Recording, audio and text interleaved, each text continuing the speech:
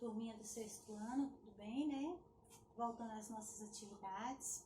A tia Sandra pregou aqui o que nós temos que estudar, né? Nós já falamos um pouco sobre a modalidade, né? Nós falamos sobre gíria e sobre interneteiros, né? Mas aí, pessoal, é interessante vocês saberem que não que seja errado vocês usarem a gíria ou vocês usarem interneteiros, tá? O que a tia Sandra quer ressaltar para vocês é que tudo tem a hora e o tanto, tá certo?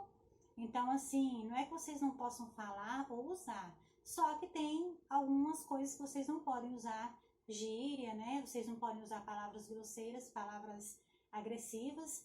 E, inclusive, daqui a uns tempos, vocês vão estudar figuras de linguagem, né? E vocês vão aprender algumas coisas que vocês vão poder entender melhor quando se usa certo tipo de coisas. Ressaltando que também há algumas palavras que são próprias para profissionais, né? E aí, ao passo que vocês forem ficando mais velhos, que vocês forem escolhendo a profissão de vocês, aí tem algumas palavras que vocês vão usar lá naquele grupinho de vocês, né? Palavras serão usadas só num grupo de médico, num grupo de advogado e coisa e tal, tá certo? Pessoal, o nosso gênero textual agora é gênero textual mesmo, tá?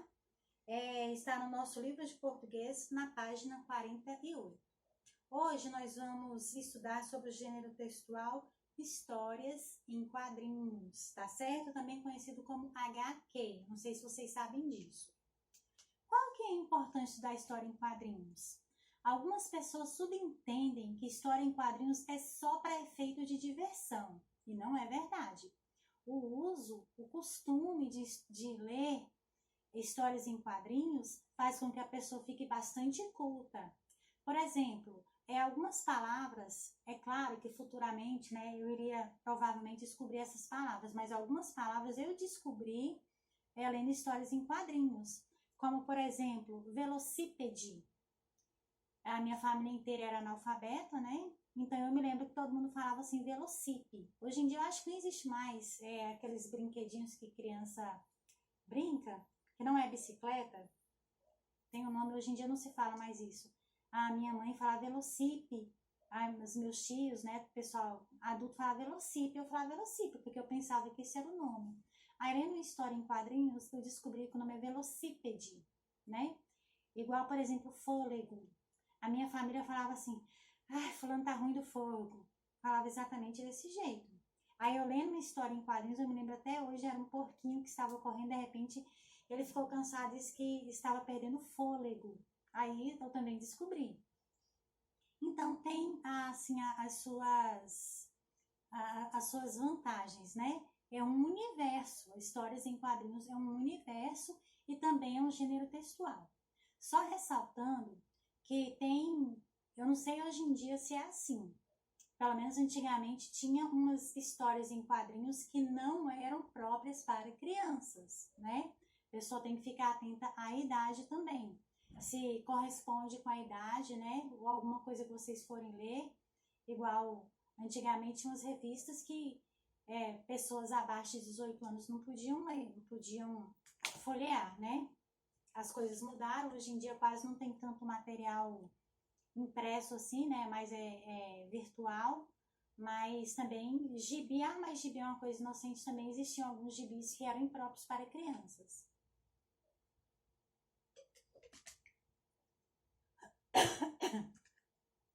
Só voltando ao nosso assunto aqui, a importância de uma aula, gente, com gibi. Muito embora nós não estejamos estudando gibi, né? Nós estamos com o nosso livrinho de português. Me desculpem. Estudar histórias em quadrinhos, né? No caso, serve para desenvolver a habilidade da leitura e da escrita, né? A pessoa descobre, de repente, palavras novas, vê algum ponto, alguma coisa assim que pode chamar a atenção, né? Então, a pessoa evolui. Ler e interpretar as tirinhas, né? Porque as tirinhas, elas trazem uma riqueza muito grande. As tirinhas, elas trazem muita coisa da vida real, né? Da vida social. Muito embora seja em desenho, né? Mas muita coisa fala da vida real. Falar em tirinha, gente, tem uma pessoinha aqui que a tia Sandra gosta, ó, ama de montão. Tem tirinhas, né? E a tia Sandra já viu algumas tirinhas do Snoopy, né? Que a tia Sandra achou bastante interessante, que inclusive me marcaram, né?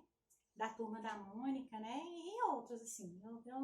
No decorrer da minha vida, eu não gostei muito de ler tirinhas. Tirinhas eu lia nos livros, né? Eu tô falando assim, gibis eu não lia muito, nós não tínhamos acesso, mas livro eu gostava muito de ler. Mas alguns gibis eu li e foram úteis para mim, igual esse caso que eu estou falando para vocês agora.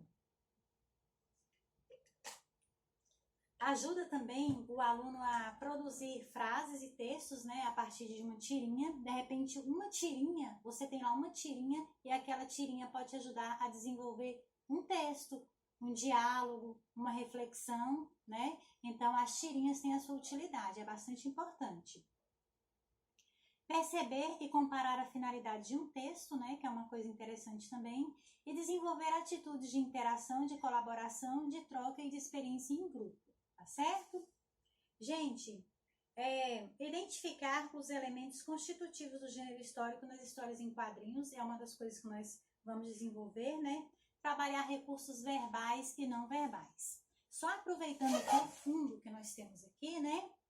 Quando vocês olham isso aqui, não precisa estar escrito Facebook, não precisa estar escrito WhatsApp. Já é um recurso visual, né? Já é não verbal. E aí você já consegue identificar sobre o que está falando.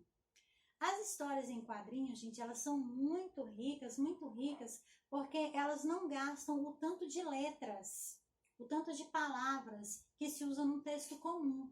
Né? O gesto, o movimento, a expressão facial, a expressão corporal ou o ambiente já dá para vocês visualizarem o que está acontecendo na história. Então, uma das grandes vantagens da história em quadrinho é vamos dizer assim, a expressão não verbal, né? Por exemplo, esse aqui, ó, acredito que esteja dando para vocês verem, Paul, né? Muitas vezes utiliza-se algumas formas que ajudam o aluno a entender algumas coisas que não precisam estar sendo necessariamente faladas, né? Nós temos aqui balões, né? Os balões ajudam muito o aluno a interpretar o que está acontecendo no texto. Vamos ver aqui que tá dando probleminha aqui, a tia vai... tá carregando, já vai tirar. Então, turma, olha só, o aluno, né, ele consegue identificar como são usados os balões, tipo assim, o balão que tem essas pontas assim, né, estrelado assim, quer dizer que está gritando, né, o personagem está gritando.